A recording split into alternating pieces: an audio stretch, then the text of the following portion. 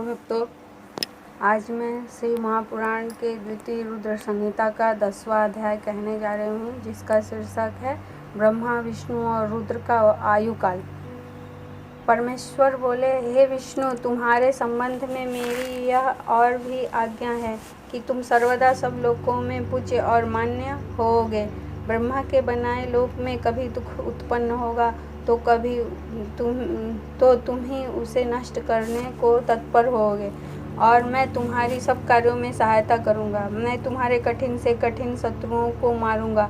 तुम अनेकों अवतार धारण कर जीवों का कल्याण कर अपनी कीर्ति का विस्तार करोगे। तुम में और रुद्र में कोई भेद नहीं होगा। यदि कोई रुद्र भक्त तुम्हारी निंदा करेगा तो उसके समस्त पुण्य शीघ्र ही नष्ट हो जाएंगे। तुम में निग्रह अर्थात बंधन और अनुग्रह अर्थात कृपा करने की सामर्थ्य होगी।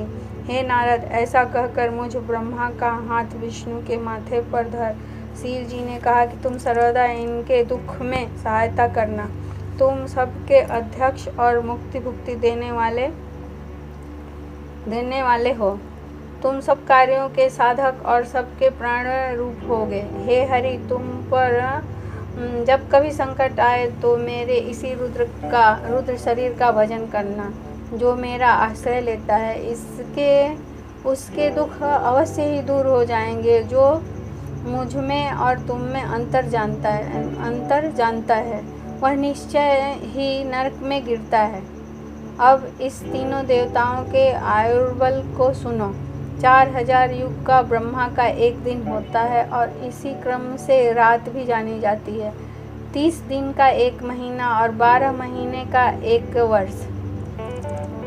इस प्रकार के वर्ष प्रमाण में ब्रह्मा जी की 100 वर्ष की आयु होती है, और ब्रह्मा जी का एक वर्ष विष्णु जी का एक दिन कहलाएगा, और वह भी इसी प्रकार के प्रमाण से 100 वर्ष जिएंगे, तथा विष्णु जी का एक वर्ष रुद्र के एक दिन के बराबर होगा, और इसी क्रम से वह भी 100 वर्ष स्थित रहेंगे। तब सदाशिव के मुख से एक श्वास उत्पन्न होगा, जिसमें उनके 21,000 के 100 और 600 दिन रात होते हैं। उनके 6 उच्छ्वास और निश्वास का एक पल, 60 पल की एक घड़ी और 60 घड़ी का एक दिन रात होता है। शिव के उच्छ्वास और निश्वास अर्थात भीतर और बाहर श्वास लेने की संख्या नहीं है। इसी कारण शिव का उत्थान अक्षय है।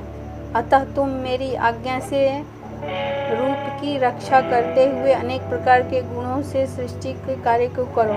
ब्रह्मा जी कहते हैं कि जब शिव जी ने ऐसा कहा तब उनके वचनों को सुन विष्णु जी विश्वेश को प्रणाम कर कहा कि हे कृपा सिंधु, मैं आपकी सब आज्ञाओं को सर्वदा के लिए शिरोधार्य करता हूँ और वचन देता हूँ कि ऐसा ही करता रहूँगा। फिर तो शिव जी ने अपना मंगलमय हाथ विष्णु जी के सर्वांग पर फेर कर उन्हें धर्मोपदेश देकर अनेकों वर दिया, और देखते देखते शीघ्र ही अंतर्ध्यान हो गए। उसी समय से इस लोक में लिंग पूजा की विधि चली। लिंग से प्रतिष्ठित शिव जी मुक्ति भुक्ति प्रदायक हैं। यदि कोई इस आख्यान को लिंग के समीप पढ़ता है तो वह 6 महीने में शिवरूप हो जाता है। हे मुनियों, इसका पुण्य फल कहने में मैं असमर्थ हूँ। बोले बाबा भोलेनाथ की जय। और यहीं पे भक्तों हमारा 10वां अध्याय समाप्त हुआ। हर हर महादेव।